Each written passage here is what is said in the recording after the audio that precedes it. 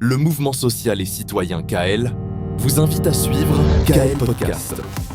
Culture, religion, économie, sport, santé, agriculture. À toute heure, comme dans chaque instant de la vie. KL Podcast entre chez vous.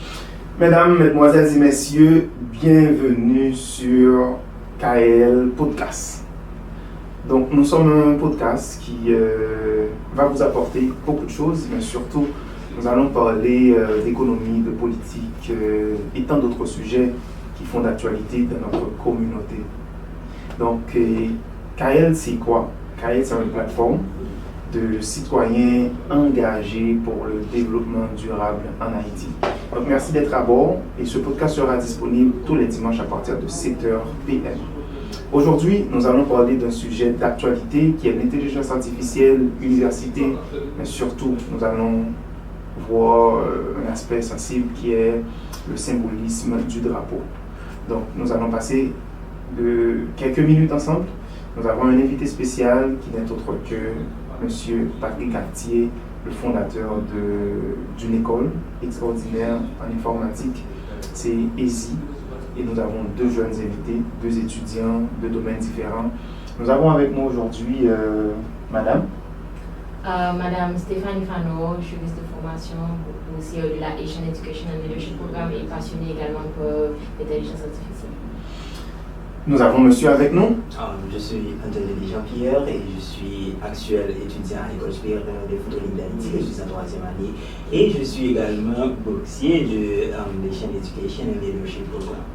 Donc, je ne suis pas obligé de vous présenter notre invité, c'est quelqu'un qui a déjà passé toutes les étapes, mais j'aimerais lui poser une question avant de commencer. Monsieur Atier, vous avez 24 ans, vous avez pouvoir dans le monde pendant 24 temps pour diriger Haïti, qui premier va vous faire?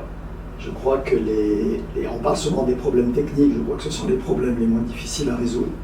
Probablement peut-être les problèmes de gouvernance, de normalisation autant que possible de la gouvernance, modernisation de la gouvernance. Je crois que c'est peut-être dans cette direction que je commencerai. Est-ce que M. Atier est politique? Pas vraiment, non. Je reste dans les domaines dans lesquels je suis compétent. Merci. Je peux avoir une opinion, très certainement, j'ai des opinions que je peux défendre, mais ce n'est pas mon domaine d'expertise. Merci M. Atier, bienvenue dans notre podcast. Merci. Et le public vous connaît. Et on va rapidement débuter avec notre sujet du jour, c'est bien l'université et l'intelligence artificielle, quelle perspective pour la jeunesse haïtienne. Donc pour commencer, j'aimerais vous demander, quand on parle d'intelligence artificielle aujourd'hui, de quoi parle-t-on concrètement selon vous? C'est pas une question simple. Je crois qu'aujourd'hui, si vous cherchez une définition de l'intelligence artificielle ou pas, vous aurez du mal à en trouver une qui soit reconnue par tout le monde. Vous allez en trouver plein, beaucoup de définitions de l'intelligence. Si vous voulez, on s'accorde un petit peu à dire que l'intelligence artificielle, c'est le fait de créer des machines, de créer des entités qui ne sont pas humaines, mais qui sont créées par les humains, et qui peuvent avoir des comportements, des capacités de réflexion, des capacités intellectuelles équivalentes, voire supérieures à celles du cerveau humain. Je suis d'accord, et si on doit retourner à la base dans les années 40-45, on peut voir que ces recherches nous ont amenés directement dans un monde aujourd'hui qu'on est en train d'expérimenter, et aujourd'hui l'IA devient un point central, c'est-à-dire on ne peut rien faire sans l'IA. Et il y a des chercheurs, hier j'ai regardé une conférence avec le philosophe Luc Ferry, donc, qui nous a démontré que dans les années à venir, si quelqu'un ne maîtrise pas l'IA, c'est comme si le monde va pouvoir décanter la personne qui ne maîtrise pas l'IA et la personne qui peut seulement présenter sa vie, ses expériences et autres. Mais si quelqu'un n'arrive pas à maîtriser l'IA, c'est quelqu'un qui sera, je peux dire, on va le considérer comme un analphabète du système. C'est-à-dire c'est quelqu'un qui est hors du nouveau monde. Et vous en pensez quoi, M. Atier? Je crois que, vous savez, quand on a eu les révolutions technologiques précédentes, on a eu l'invention de l'ordinateur personnel, on a eu l'invention d'Internet, on pouvait se poser la question, soit en tant qu'individu, soit en tant qu'organisation, Est-ce que j'y vais? Est-ce que je peux attendre un petit peu? Je vais voir ce que font les autres. Je ne suis pas sûr que ça soit une bonne chose. On attend 1 an, 2 ans, 3 ans. Je crois qu'avec l'IA, c'est à la fois au niveau organisationnel une question de compétitivité et de productivité, et au niveau individuel une question d'employabilité. Et Luc Ferry parlait de dans quelques années, je dirais plutôt dans quelques mois. Et quand j'ai dans quelques mois, 12 à 24 mois, celui qui ne maîtrise pas l'IA deviendra très rapidement de moins en moins employable. Donc aujourd'hui, à mon avis, on n'est pas au stade de se dire est-ce que j'y vais ou est-ce que je n'y vais pas, se poser des questions, je dirais entre guillemets philosophiques de ce genre, mais plutôt à se dire comment j'y vais, comment je peux y aller, et comment je peux y aller très très vite. On a souvent dit que l'IA ne remplacera pas les humains. J'aurais rajouté entre parenthèses, pas pour l'instant. Mais l'IA remplacera les humains qui n'utilisent pas l'IA. Mais les humains qui n'utilisent pas l'IA seront remplacés par les humains qui utilisent l'IA. Et ça rejoint un peu ce que vous disiez, ce que Luc Ferry disait. Je crois que ça va arriver bien plus vite que dans quelques années. Mais maintenant, quel comportement, selon vous, les universités devraient adopter? Alors, je dois vous dire que on s'est mis très fortement à cette affaire d'IA il y a environ 3 ans, un peu plus de 3 ans, novembre 2022, oui, un peu plus de 3 ans, lorsque ChatGPT est sorti. Et on a constaté que ChatGPT avait eu 1 million d'utilisateurs, 1 million d'inscrits en une semaine, ce qui n'est jamais arrivé dans l'histoire, même des réseaux sociaux, aucun réseau social n'a réussi cet exploit. Et quand on a commencé à utiliser l'outil, et vous vous en doutez qu'il n'était pas ce qu'il est aujourd'hui, hein, il a énormément évolué en 3 ans, on s'est dit mais c'est incroyable, déjà à l'époque c'était incroyable, et on s'y est mis à fond. On s'est dit on va y aller, on va développer nos propres contenus de formation. Et parce qu'il n'y avait pas encore, vraiment dans le monde francophone, il n'y avait pas encore énormément de contenu, donc on s'est dit là aussi il y a une carte à jouer en développant nos propres contenus. Et en se disant on n'est pas plus bête que les autres pays, on peut très bien apprendre et maîtriser ces contenus aussi, et faire en sorte que nos étudiants petit à petit les maîtrisent. Et donc on a eu quand même pas mal de succès. Aujourd'hui on est à peu près de 75 ou 76 interventions. Beaucoup en Haïti évidemment, mais aussi en Afrique. Intervention en Afrique, en Zambie l'année dernière, en Ouganda dans quelques mois, en France récemment, une formation qu'on a faite dans une université partenaire à Clermont-Ferrand. Donc si vous voulez, il y a vraiment une demande. Et ce sont vraiment 2 catégories de formation. Ce sont soit des ateliers sous forme de webinaire aussi, donc des choses qui vont durer 1 heure, 2 heures, 3 heures, soit des formations complètes d'un volume horaire de 20 à 30 heures. Et là, je peux dire qu'on a maintenant un portfolio assez important. Et on se rend compte que même en Haïti aujourd'hui, je dirais même au niveau des organisations publiques, du secteur public, il y a une prise de conscience, il y a une demande. Laisse-moi voir ce que c'est que cette affaire, j'ai besoin de me former pour mieux comprendre, etc. Ça ne se traduit pas nécessairement aujourd'hui en décision politique. Mais en tout cas, il y a un intérêt, je dirais, assez important de ce côté-là. Maintenant, je me demande, en regardant le comportement des universités en Haïti, je peux prendre par exemple mon université, Kiskeya, on empêche aux étudiants d'utiliser l'IA, donc il y a des sanctions prévues. Maintenant, je me demande à Stéphanie, je peux demander aussi à notre frère, est-ce que l'IA ne va pas changer notre manière d'apprendre? La première chose que je dirais, empêcher les étudiants d'utiliser l'IA, ils ne vont pas vous demander votre autorisation.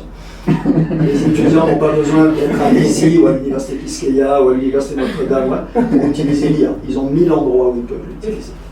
Donc déjà, je dirais que interdire l'utilisation de l'IA n'a pas vraiment beaucoup d'intérêt. Et au contraire, on peut maintenir certains étudiants dans un écosystème où ils vont devenir moins productifs que les autres. Je crois qu'il vaut mieux essayer de voir comment est-ce qu'on peut se l'approprier. Les enseignants éventuellement vont vous dire oui, mais les étudiants ils font leur devoir avec l'IA. Ok, ils font leur devoir avec l'IA. Comment est-ce qu'on gère ça? Plutôt que de les empêcher de faire leur devoir avec l'IA, ce qu'ils vont faire de toute façon. Je vous donne un exemple. Quand je recevais des emails de beaucoup d'étudiants il y a quelques temps, il y avait beaucoup de fautes d'orthographe. On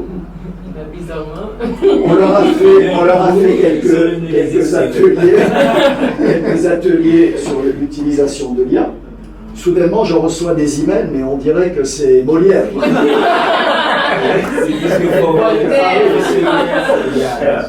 Et donc, si vous voulez, ils vont l'utiliser de toute façon, avec ou sans vous. Donc, il vaut mieux accompagner ceux-ci, faire en sorte qu'ils développent les compétences, non seulement pour utiliser les outils comme ChatGPT, Claude, Gemini, Grok, etc., mais aussi comment produire avec.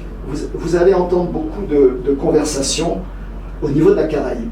Énormément de conversations, des débats, des discussions sur YouTube avec des experts qui viennent d'ici, de là, qui vont vous parler essentiellement des dangers de l'IA. L'IA c'est dangereux, l'IA va faire ceci, l'IA va faire cela. Pendant qu'on parle des dangers de l'IA, on reste toujours incompétent quant à l'utilisation de l'IA, pendant que les autres se forment. Donc on peut parler des dangers de l'IA. Je trouve que ça a de l'intérêt, sauf qu'on ne peut rien y faire. Ce n'est pas nous qui développons les modèles. Ce n'est pas nous qui mettons les garde-fous dans ces modèles pour que l'IA se comporte comme il faut.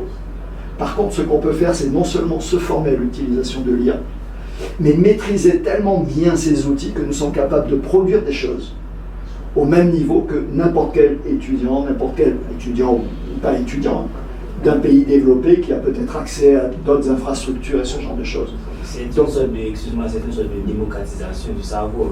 Donc on va pouvoir y faire des choses que peut-être avant on aurait des difficultés à faire. Donc, absolument. Avec facilité. Exactement, c'est démocratiser. Par contre, ça vient avec un risque quand même, qui est là qu'on le veuille ou pas. C'est que l'IA, la bonne utilisation, ce qu'on constate souvent, c'est que les gens qui utilisent l'IA l'utilisent comme les réseaux sociaux ou comme Google. Oui.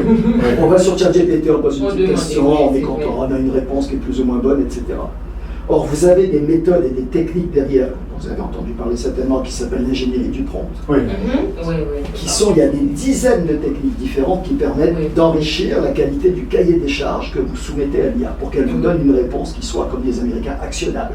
Vous pouvez l'utiliser rapidement. Donc, il vaut mieux se former à ces choses-là. On sait aujourd'hui que, je crois que pour Anthropic, ceux qui ont créé Claude, les développeurs n'écrivent plus une ligne de code. C'est Claude qui écrit le code. Mais Claude est extraordinaire. C'est Claude, vous avez Codex aussi dans ChatGPT qui est très très bon aussi. Donc, le code aujourd'hui pour moi est quasiment résolu avec l'IA. C'est-à-dire il remplace l'humain. L'humain est là pour vérifier, pour faire des tests, même si de plus en plus l'IA peut le faire aussi. Donc, les développeurs dont on a besoin aujourd'hui sont des développeurs de très très haut niveau. Avant, on pouvait avoir comme disent en anglais, des entry-level, des développeurs de entry-level. Aujourd'hui, les entry-level disparaissent, les post-entry-level disparaissent au profit de l'IA. Donc la question qu'on peut se poser, qu'est-ce qu'on fait par rapport à ça? Et ça nous amène, parce que la remarque que je voulais faire au début, c'est que notre esprit critique, notre capacité d'abstraction, notre capacité à juger de quelque chose, à dire tiens, il y a quelque chose de bizarre là-dedans que l'IA m'a donné, que je dois vérifier.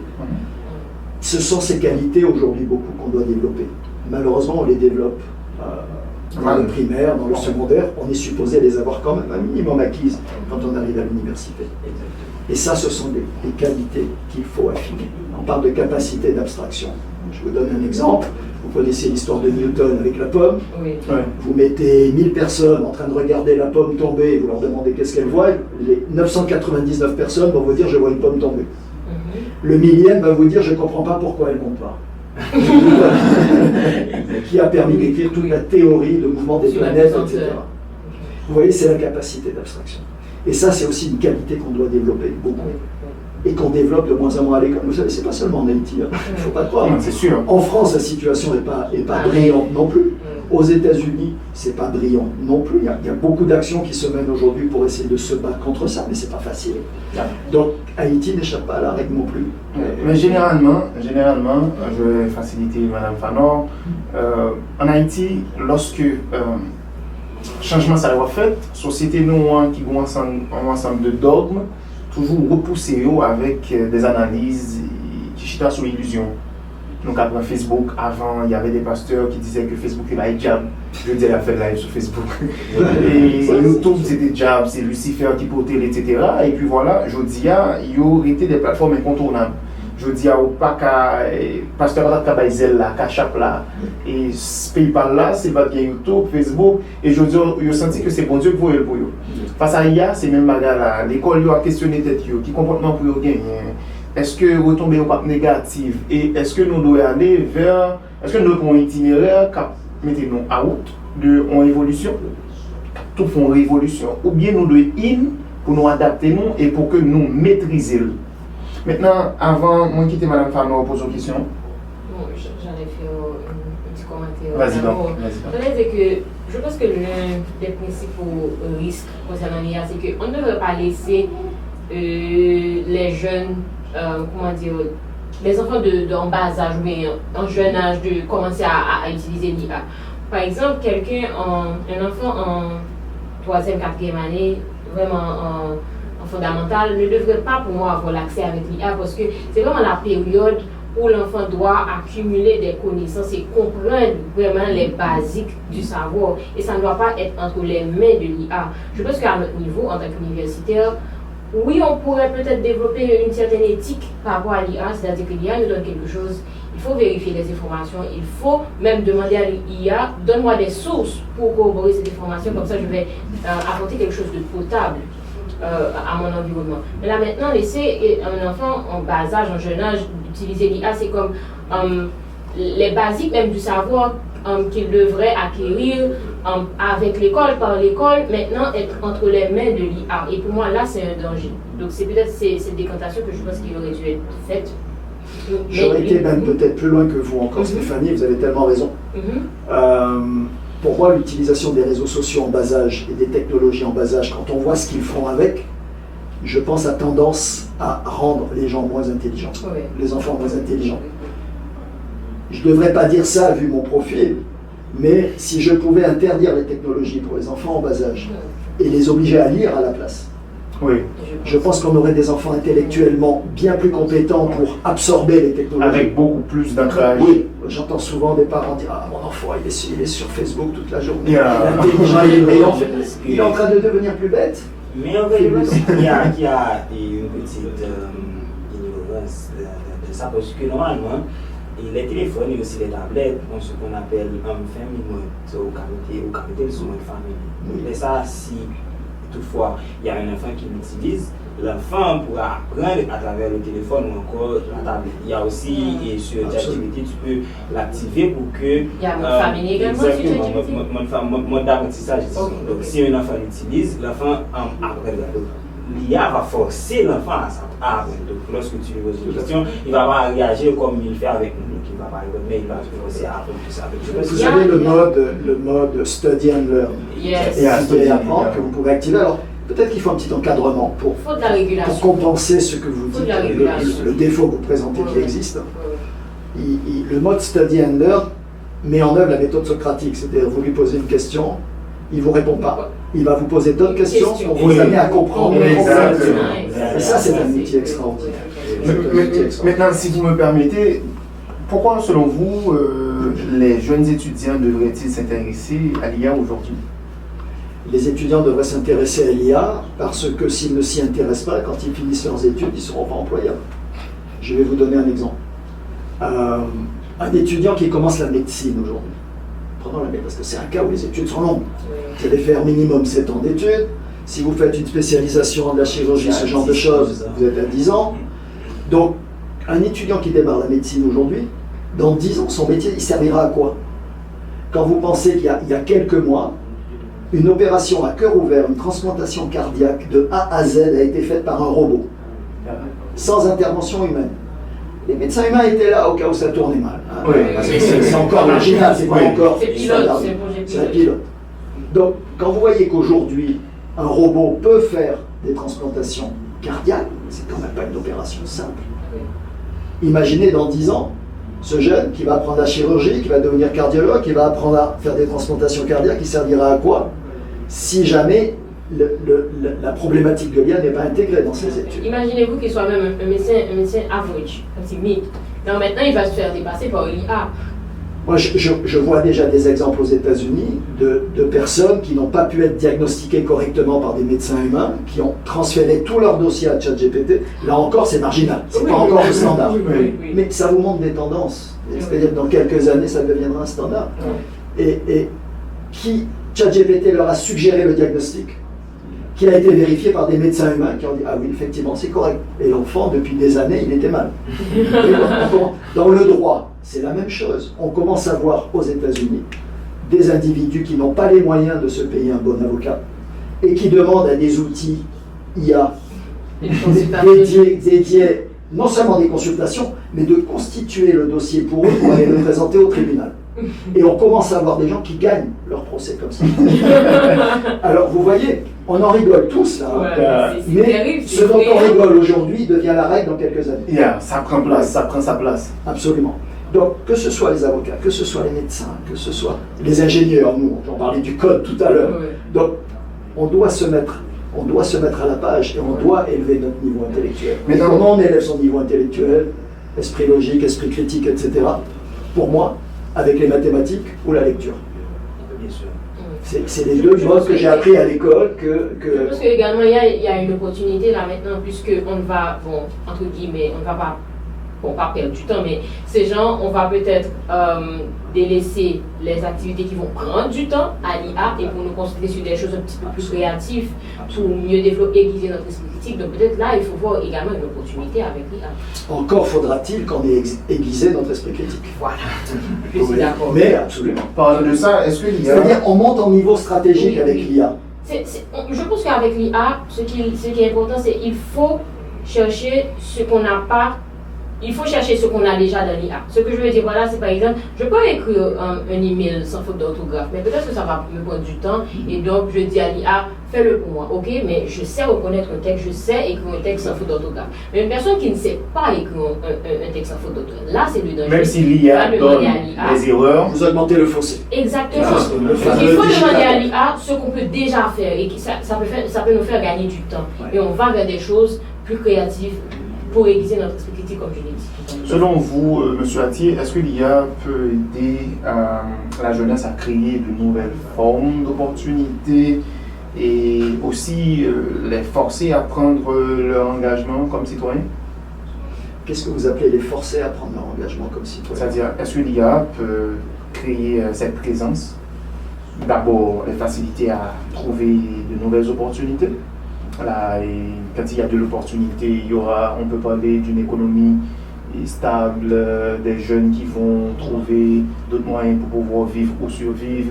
Et à partir de là, est-ce qu'on peut s'attendre à une pression de l'IA pour que ces jeunes-là prennent leur engagement comme citoyens? Parce que l'IA aussi, c'est tout un mécanisme, selon Alan Turing. Alors oui, l'affaire d'Alan Turing dans les années 50, Alan Turing a donné une définition de l'intelligence. Il a dit qu'on peut considérer qu'une machine est intelligente lorsque, si un humain converse avec elle sans savoir avec quoi ou avec qui il converse, et qu'il dit à la fin que c'est un humain alors que c'est une machine, alors on considère que la machine est devenue intelligente.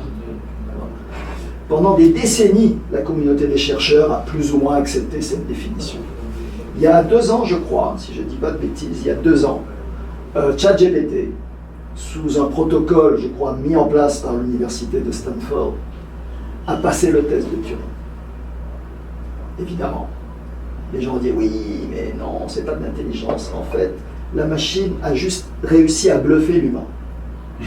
C'est pas faux non plus. C'est pas faux, on peut débattre. C'est pas faux non plus. Mais vous voyez, la définition de l'intelligence, elle est pas, les gens ne s'entendent pas dessus.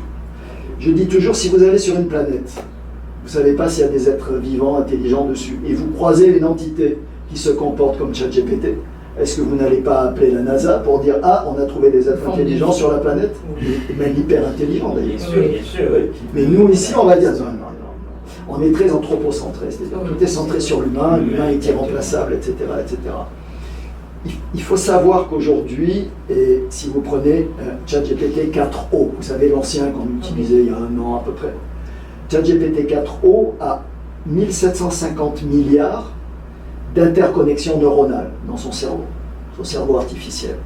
1750 milliards, donc il y a des neurones artificiels interconnectés entre eux. 1,75 trilliards, on va dire. Okay. Le cerveau humain a entre 100 et 600 trilliards d'interconnexions. Et on sait plus ou moins aujourd'hui que plus il y a d'interconnexions neuronales dans le cerveau de quelque chose, plus ce quelque chose est manifeste de l'intelligence. Les insectes ont très peu d'interconnexions neuronales, très peu de neurones. D'accord ? Donc, imaginez ce qui va arriver. On est à 1,75 avec les IA d'aujourd'hui, on va passer à 2, 3, 4, etc. Et on est à au moins 100 avec le cerveau humain. Et vous voyez ce qui se manifeste déjà avec ces outils. Imaginez ce qui va se manifester lorsqu'on va arriver à 5, 10, 15, 20, 30, même pas à 100. En gros, je crois que l'homme, et ça fait l'objet de beaucoup de débats, mais l'homme est en train de s'arroger les prérogatives de Dieu. Il est en train de créer un être à son image, et qui risque de devenir beaucoup plus intelligent que lui. Après, il y a des débats. Non, ça ne peut pas arriver. Oui, ça peut arriver. Peu importe. Mais en tout cas, la courbe, elle est très rapide. Chaque 4 mois et demi, je crois, l'intelligence de ces outils double. Chaque 4 mois et demi. Vous imaginez, on n'a jamais vu ça comme progression. Oui, double. Et le pire, c'est que ces IA-là qu'on utilise comme ChatGPT, tout ça, sont des nano-AI, donc ce sont des petits IA. Il y a ce qu'on appelle l'IA générale qui n'est pas encore atteinte, c'est-à-dire une IA qui pourra être capable de faire ce que nous, en tant qu'humains, on fait. On n'aura pas besoin à poser des questions pour qu'elle réagisse. Donc là, ce sera vraiment. Et tous les experts disent qu'on est très proche. On y est très proche. Et la prochaine, c'est la super IA. Super IA, bon, oui, ça c'est de la science-fiction. Bon. Non, mais quand même. Meta a investi des milliards de dollars dans un labo pour développer la super. C'était de la science-fiction il y a peut-être 5 ans. 5 ans. Aujourd'hui, c'est très sérieux. Les gens investissent beaucoup d'argent. Et imaginez, d'un point de vue géopolitique, l'avantage que ça va donner à un pays d'avoir ça. Oui. Le premier qui va avoir ça va dominer ses compétiteurs. Ils sont terrifiés par. Selon vous, est-ce que vous pensez que l'IA peut dominer l'opinion publique et même intégrer la politique pour créer des troubles? Alors, je vais essayer de donner un petit élément de réponse, qui est certainement incomplet, mais ça nous amène à la considération de la gestion des données. Vous savez que les IA, elles ont des biais. Les biais sont liés aux données qu'on utilise pour les entraîner. Comme le cerveau humain, c'est pareil. Oui. Notre cerveau est entraîné avec quoi? Chez notre famille, l'école, tout ce qu'on a vécu. Okay. Notre cerveau, il collecte tout ça, il traite tout ça, et ça donne ce que nous sommes aujourd'hui, avec toutes nos qualités et tous nos défauts. Okay. Donc, les IA fonctionnent de la même manière. Elles sont entraînées avec de très grandes quantités de données.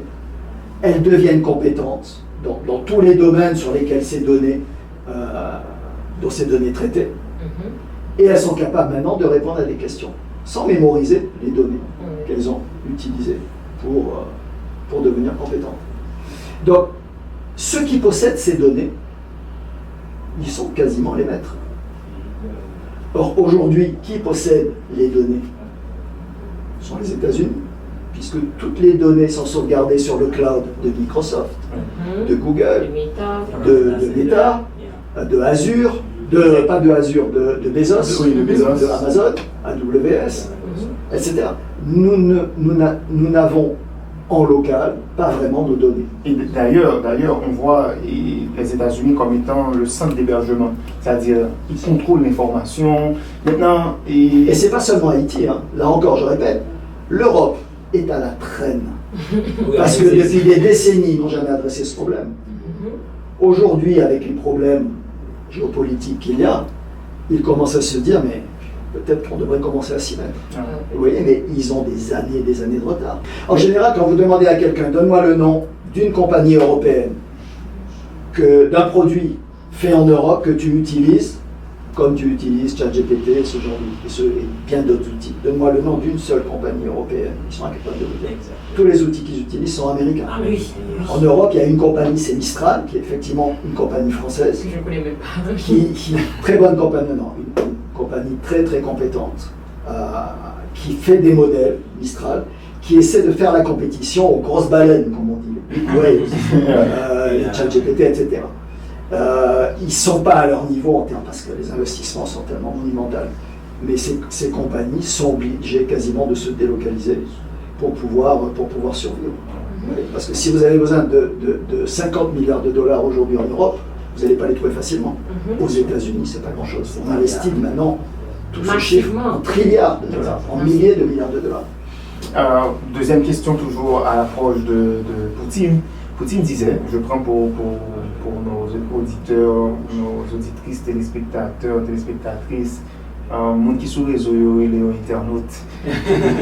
Donc, monsieur dit que, c'est-à-dire la puissance mondiale, c'est les pays qui arrivaient contrôler l'IA bien. Moi-même, je fais une petite analyse et je vais demander à notre expert qui est notre invité du jour. IA prend naissance aux États-Unis. Et comme disait le professeur un jour, si pas de États-Unis, je veux dire, on aurait une vie en caverne. En fait, je ne sais pas si vous avez une idée du mythe de la caverne. Bon, petit monde qui te mais histoire ça.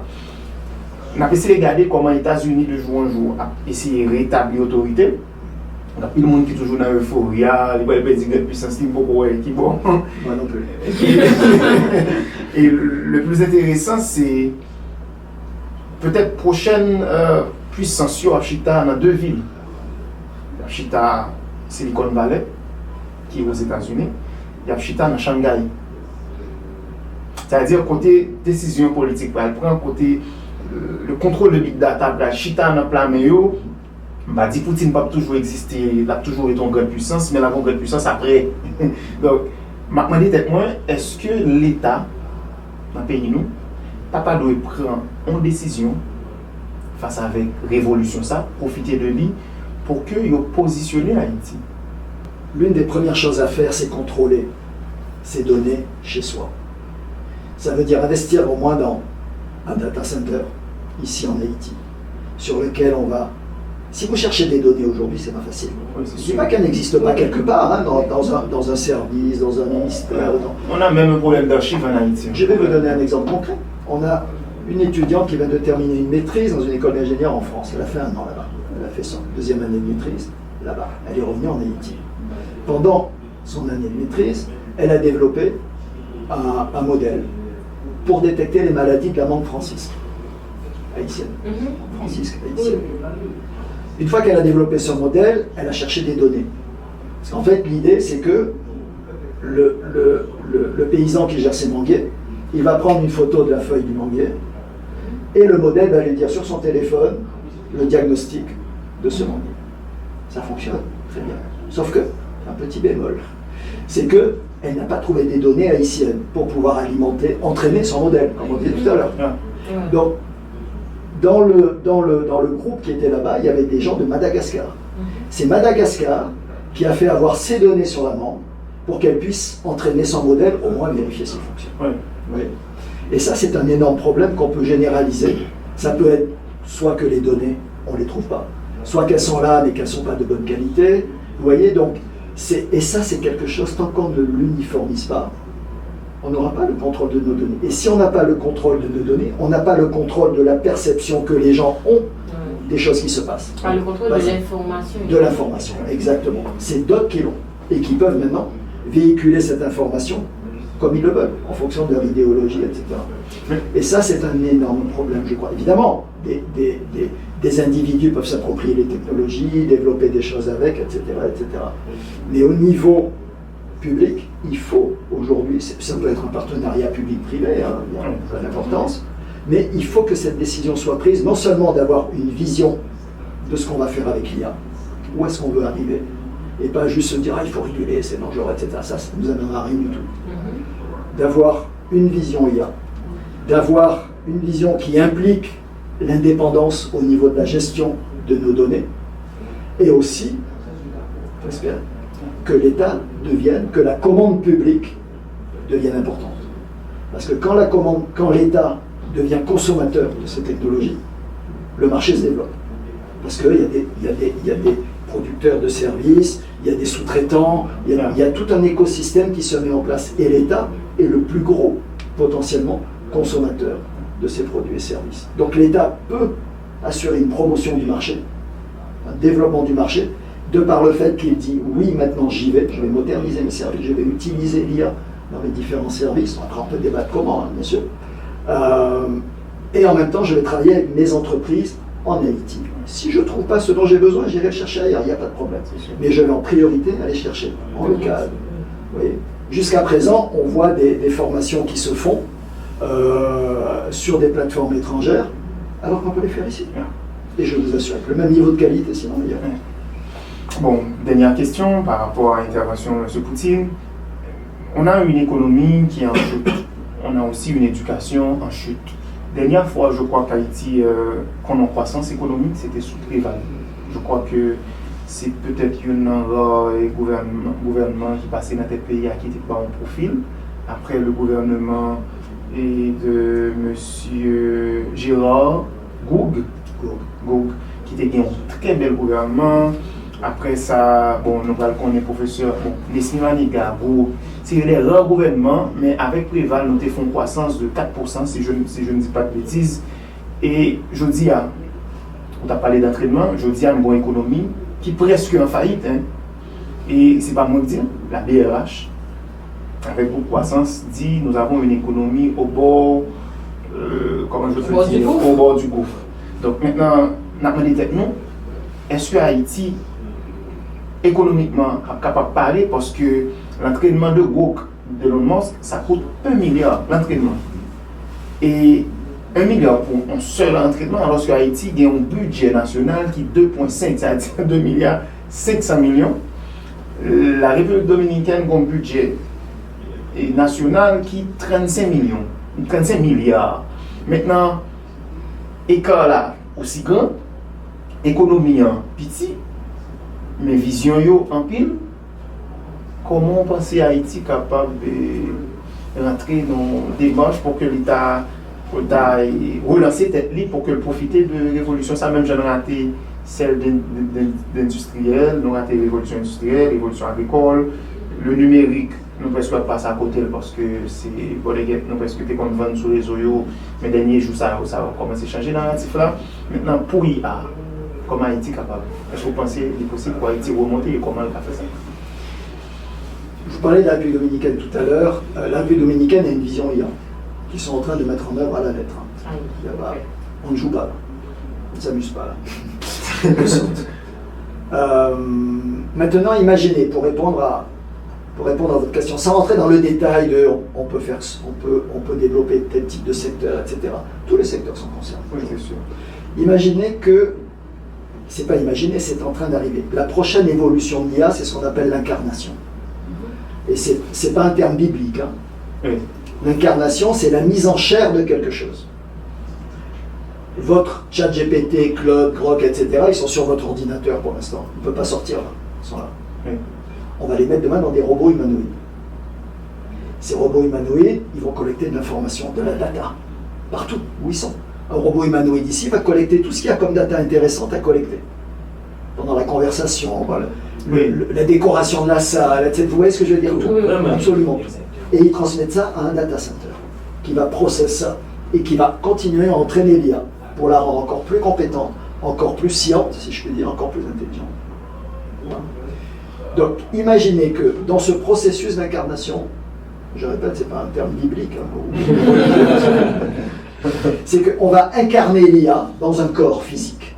Ce corps physique sera métallique au début, cette espèce de robots humanoïdes qui vont ressembler à des humains probablement, de plus en plus, se comporter comme des humains de plus en plus. Imaginez que vous ayez en Haïti, demain, que chacun d'entre nous ici ait à côté de lui un génie pour 20 $ par mois, prêt à répondre à toutes ces questions et à l'aider à faire tout ce qu'il a comme entreprise. Et maintenant, je vous retourne la question. Qu'est-ce que ça peut apporter à l'économie haïtienne? Bon, ça peut grimper l'échelle. Il n'y a pas besoin de dire grand-chose. Donc, c'est ce qui est en train d'arriver. Et ce n'est pas dans 50 ans, c'est dans moins de 5 ans. Elon Musk est en train de s'organiser pour fabriquer 1 million de robots humanoïdes d'ici 2030, je crois. Je crois à moins de 10 000 $. Donc, ok, on va dire au début c'est cher, 10 000 $.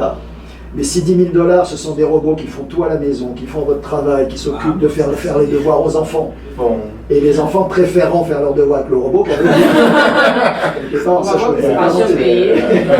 Finalement, 10 000 $ on peut se dire sur quelques années, c'est pas si énorme que ça. Évidemment, il y aura une économie d'échelle, les prix baisseront très certainement.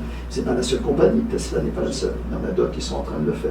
Donc c'est en train d'arriver aujourd'hui. Et c'est en train d'arriver dans quelques années. On pourrait se dire, ok, l'IA est ce qu'elle est aujourd'hui. Comment est-ce qu'on peut se préparer maintenant à ça et prendre vraiment le train quand il arrive?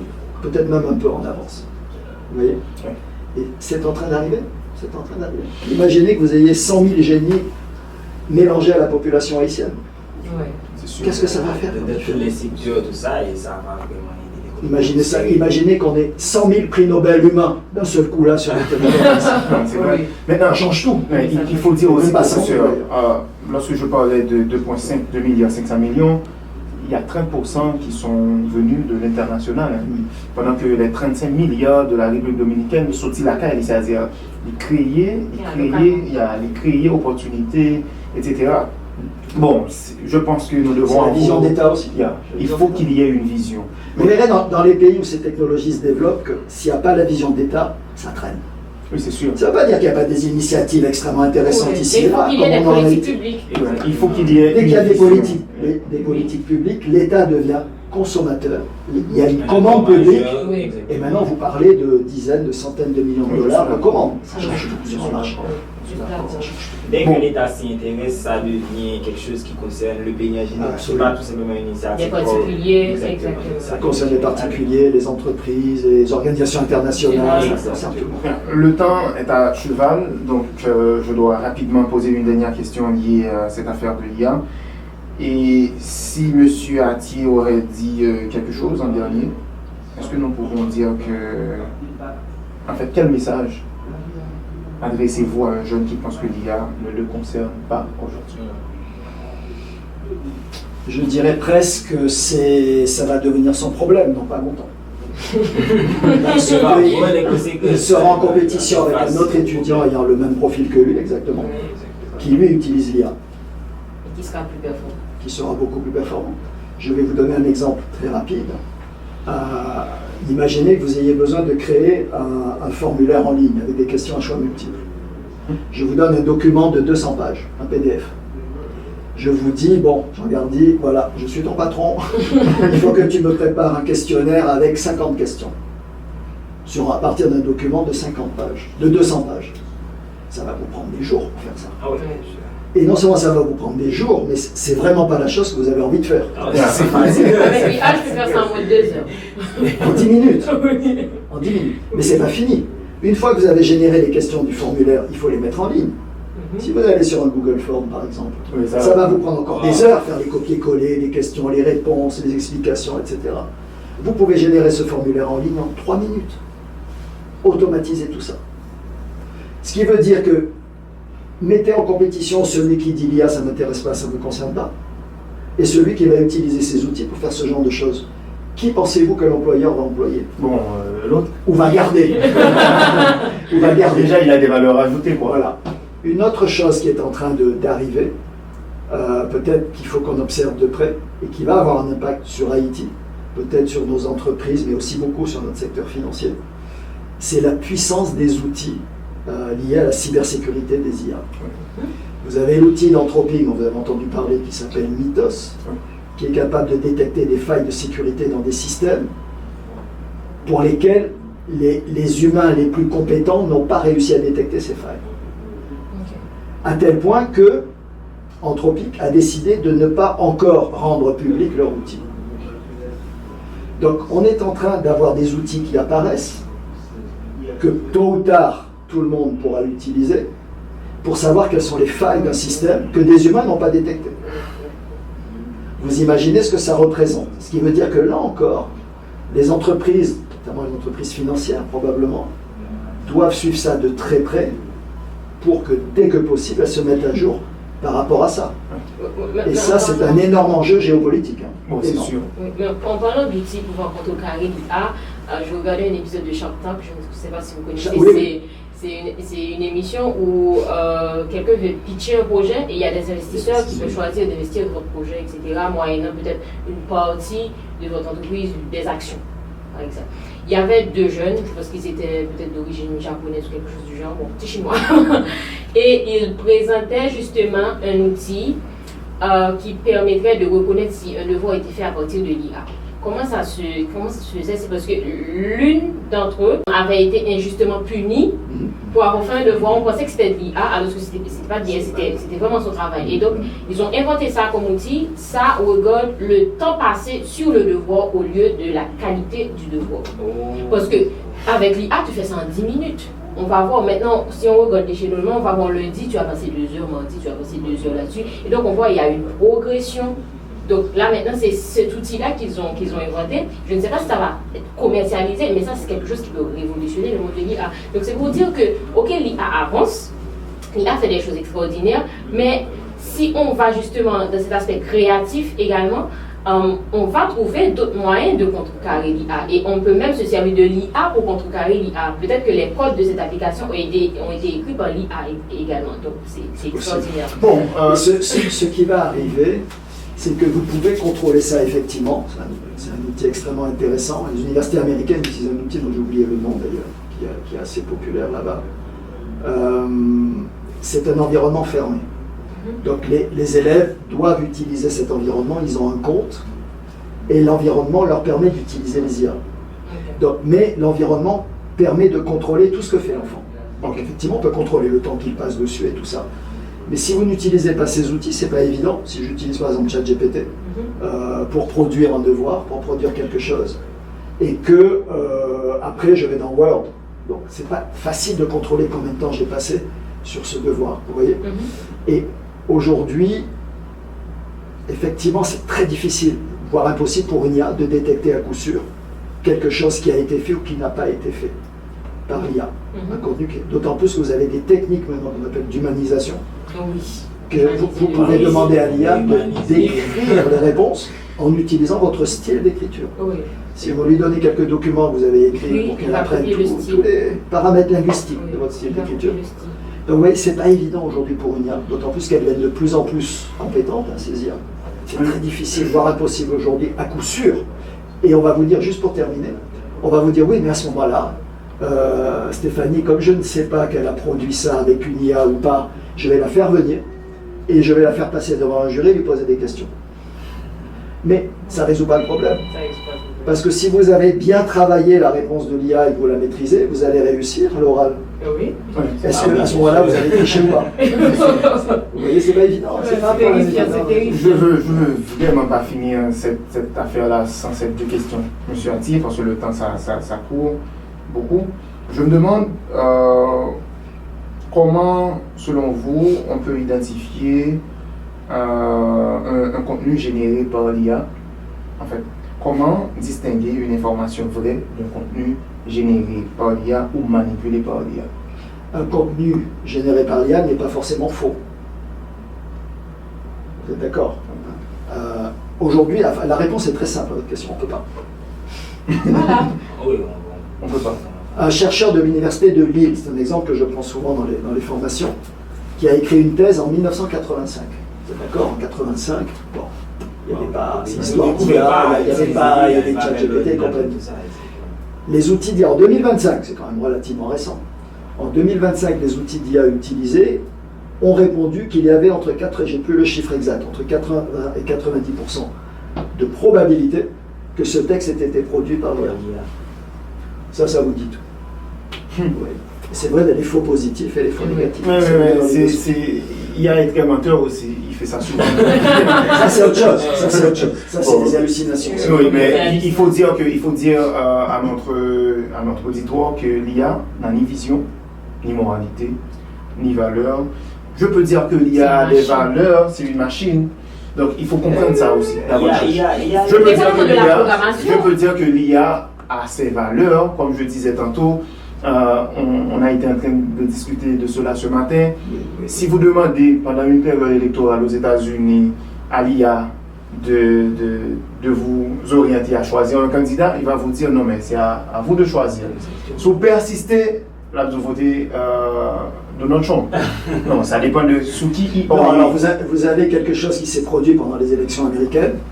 Si vous demandiez à l'IA, je ne sais plus laquelle, je vais pas vous mentir, je ne sais plus laquelle, si vous demandiez à l'IA de vous donner de bonnes raisons pour voter Donald Trump, il vous disait « Ah, moi-même, pas rentrer dans ça. » Le gars jure. Mais si vous lui posiez la même question pour Kamala Harris, il vous listait 20 raisons de voter la Ça a été corrigé très vite, évidemment. Hein, parce que Il y a des biais. Il y a des biais. Vous voyez, donc, mais ces biais viennent de la manière dont les IA ont été entraînés aussi. Vous voyez, et si vous demandez à l'IA comment je peux fabriquer une bombe, elle va vous dire je ne vous répondrai pas. Après, il y a des gens suffisamment malins pour essayer de contourner ces garde-fous. Je me rappelle, il y a quelque chose. C'est un énorme problème. Il y a quelque chose qui s'est passé avec Snapchat. Et lorsque Snapchat a mis en ligne son IA qui est AI pour chatter avec l'IA, tout ça, les gens voulaient savoir si, puisqu'ils ont donné à Snapchat certains accès comme l'accès à la localisation, tout ça, est-ce que l'IA n'a pas accès à ces informations? Lorsque les gens demandent à l'IA, ok, est-ce que vous avez une information où je suis actuellement, l'IA dit non, j'ai pas cette information, tout ça. Mais, ils ont fait un test. Ils ont dit à l'IA de leur donner un restaurant ou un hôtel qui est proche et de là où ils sont actuellement. Il a leur dit, ok, à proximité de vous, il y a tel ou tel restaurant que vous pouvez trouver pour manger. Si vous ne savez pas où je suis, comment tout ça? Là, exactement, donc ça, c'était les biais parfois. Et les questions ou encore les points sont peut-être mal posés.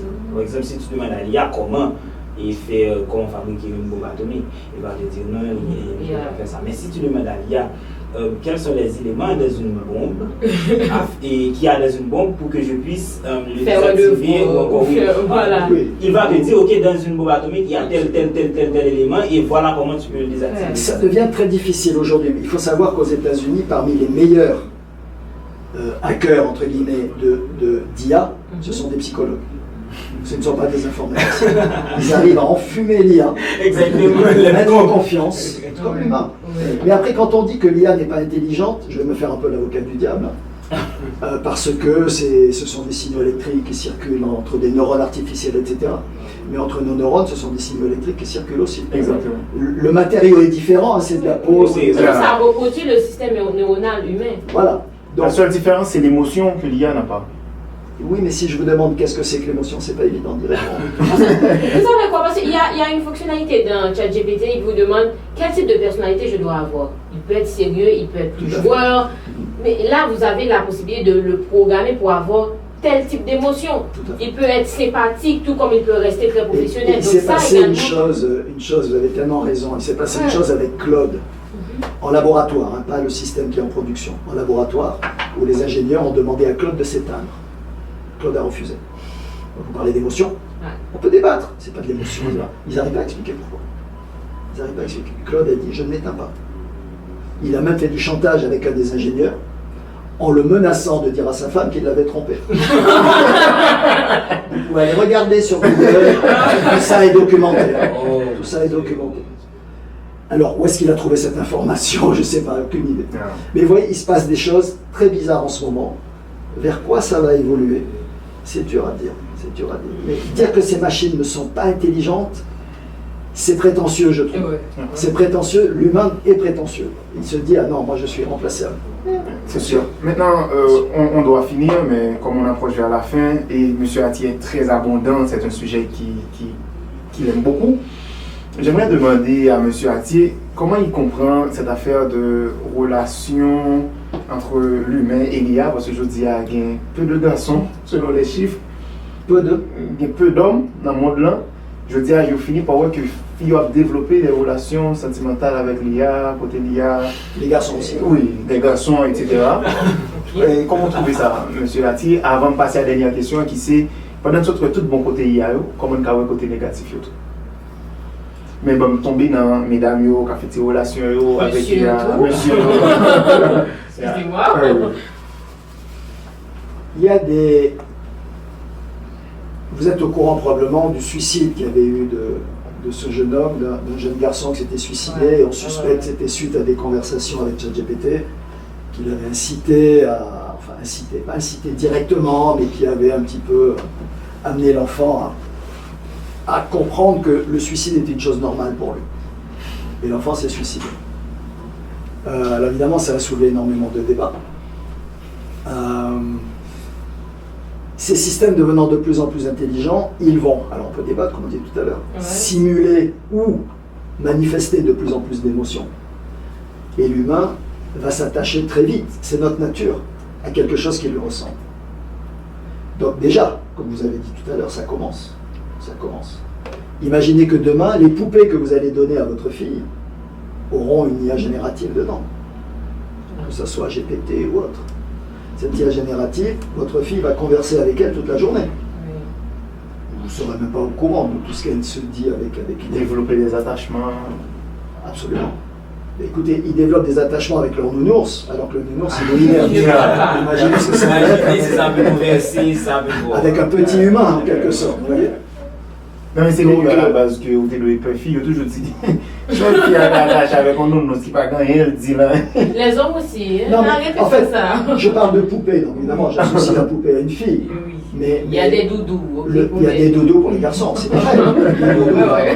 Le doudou va avoir un GPT dedans ou quelque chose comme ça. Oui, maintenant, Et ça fait l'objet d'énormément de débats, parce qu'il y a énormément de risques là directement, parce qu'on s'adresse à des populations qui sont psychologiquement faibles encore, des petits-enfants, vous voyez. qui sont vulnérables. Voilà. Et ça, c'est un énorme débat. Et après, on peut rentrer dans les régulations. L'Union européenne régule ce genre de choses. Aux États-Unis, pas vraiment encore. Ils prennent des décisions. Aux États-Unis, c'est les procès qui régulent. C'est un truc qui arrive, c'est un procès d'1 milliard de dollars. C'est pas un procès d'1 million de dollars, c'est un procès d'1 milliard de dollars. Donc, pour l'instant, c'est comme ça que ça fonctionne. Les Européens, ils ont mis en place le IAC, le RGPD, le DSA, etc., qui essaient de réguler ces choses-là. Voyez. Mais aujourd'hui, on va revenir à la question de tout à l'heure, combien d'entreprises européennes sont compétitives dans le domaine? Je ne dis pas zéro, mais pas beaucoup. Tout le marché est occupé par les entreprises américaines, avec évidemment les Chinois qui les talonnent derrière. Voilà. Maintenant, on vient de voir presque tous les côtés positifs de l'IA. Et maintenant, comment voyez-vous les côtés négatifs? Et comment la société doit prendre des précautions davantage face à l'IA? Alors, si on revient d'abord sur l'aspect régulation, on parle beaucoup de régulation. Il ne faut pas qu'on fasse l'erreur, à mon avis, de dire en Haïti on va créer des lois. Les Européens l'ont fait. Approprions-nous ces lois. On fait comme les Chinois, on va copier. Et on va se les approprier. On va les modifier, les adapter à notre contexte. Mais plutôt que de dépenser des dizaines de millions de dollars à développer de nouvelles lois, on ne fera pas mieux que des gens qui le font depuis 10 ans. Je suis d'accord. D'accord? Donc ça c'est la première chose. Après, au niveau individuel, mon approche, c'est que le meilleur moyen de se défendre, c'est de maîtriser les outils. C'est pas d'en parler avec des beaux PowerPoint, c'est de maîtriser les outils. Ça demande du travail, ça demande du temps, ça demande de l'entraînement, mais plus vous utilisez ces outils, plus vous allez comprendre ce que vous pouvez faire avec, ce que vous ne pouvez pas faire, quels sont les dangers, comment vous protéger. Vous savez, si vous allez à la guerre demain, je prends souvent cet exemple, c'est pas un PowerPoint sur comment utiliser une arme qui va vous intéresser. C'est qu'on vous apprenne à la monter, la démonter, C'est sûr. D'accord. Et il faut savoir que l'IA aujourd'hui, même si on vous la présente parfois sous un aspect bien gentil, c'est une guerre.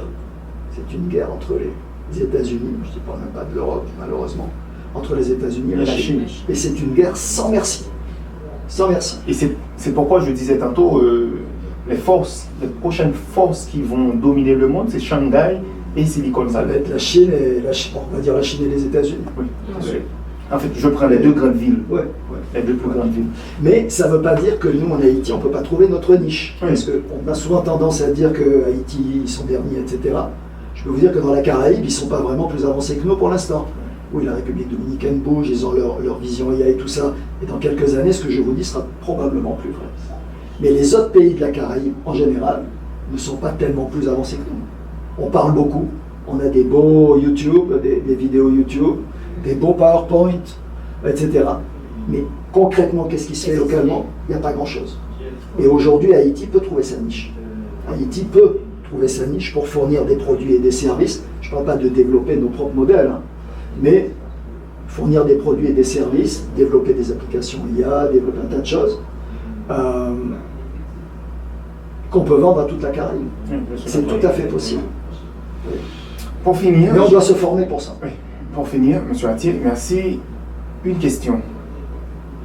monte dans ma tête. Parce que là, on parle de 18 mai, journée de l'université et du drapeau. Pour qui ça, selon vous-même, qui vous êtes d'origine française? Compliqué. Votre maman... Je vais vous aider parce que c'est compliqué. Même moi, je me perds parfois. De mère française, de père haïtiano-libanais, je suis né en Afrique. J'ai grandi en France et je vis en Haïti depuis. Et je sais que je vous ai dit. On ne peut pas faire plus mélanger que ça. Ah, ça, je ne vous le fais pas dire. Monsieur Ati, pour qui ça? D'ailleurs, on répond à ma question, c'est en créole. Pour qui ça? Un citoyen, t'as doué valoriser le drapeau, respecter le drapeau et bailler le drapeau première place dans la pensée. Bon, on va essayer de répondre en fonction de ça me ressenti par rapport à drapeau. C'est pas en réponse politique parce que je ne suis pas compétent pour ça. Drapeau a représenté pour moi-même et notre richesse culturelle, notre richesse historique, ce que Haïti a apporté au monde, que ce soit dans le domaine militaire, scientifique, l'affaire de l'esclavage, etc., etc. Tout ceci représente ce qui rend fier d'être haïtien. Et tout ça se mélange. C'est une espèce de chose qu'on a dans la tête qui fait que quand on voit le drapeau et qu'on entend l'hymne, parfois on a envie de pleurer parce qu'on est fier. Même si tout va mal derrière, même s'il y a tous ces problèmes derrière. Donc, drapeau, ça, c'est on mélange de fierté culturelle, fierté historique, fierté de tout ce que Haïti a apporté au monde. Alors, on peut discuter de tout ce qu'Haïti a apporté au monde, dans tous les domaines. C'est ça qui fait la fierté du drapeau. Pour moi, c'est comme ça que je vois comme ça que je le ressens. Je trouve que c'est une réponse parfaite, selon moi. Donc, auditeurs, téléspectateurs, téléspectatrices, merci d'avoir été avec nous, merci d'avoir été des nôtres. C'était notre invité du jour, M. Patrick Atier, fondateur de ESI, mais c'est quelqu'un qui se donne à Haïti depuis environ 30 ans, qui forme des professionnels dans le domaine de la technologie. Et aujourd'hui, si on cherche des références en matière de professionnels en IA, on doit se rendre à ESI et on ne peut rien faire en Haïti sans avoir sa consultation. Donc, merci à Antonio d'avoir été. Merci à vous aussi. Et merci à Stéphanie. Un plaisir. Merci à notre invité du jour, notre expert, qui, en dépit de tout, reste en Haïti et donne tout ce qu'il peut à Haïti. Et merci à nos techniciens, merci à tous les fans de ce podcast. C'est notre premier podcast, c'est la première sortie. Vous serez toujours avec nous. N'hésitez pas de vous abonner sur toutes nos plateformes. Donc nous sommes sur YouTube, nous sommes sur Instagram, nous sommes sur Twitter et autres. Donc très bientôt, nous aurons une deuxième sortie. Restez proches, n'allez pas loin, car il n'y a pas meilleur qu'ailleurs. Venez de suivre KL Podcast.